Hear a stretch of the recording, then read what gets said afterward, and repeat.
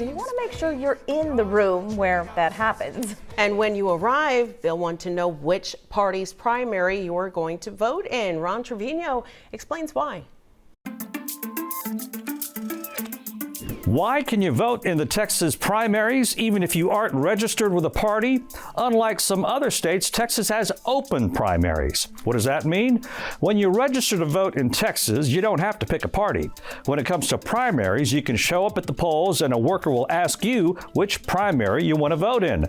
They'll give you a ballot for that party and you can make your choice. In states with a closed primary system, you can only vote if you're registered with that particular party.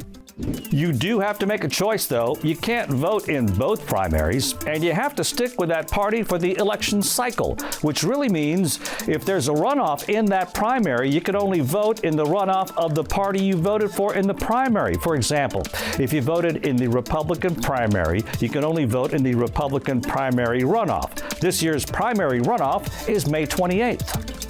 It's also pretty important to vote in primaries. They tend to attract fewer voters, which means your vote makes a much bigger impact. Texas Public Radio, political watchers also say low turnout can lead to more political polarization. Often the people who show up in the polls in primaries are the more diehard members of the parties, and candidates are pushed to the more extreme ends of the parties to appeal to those primary voters.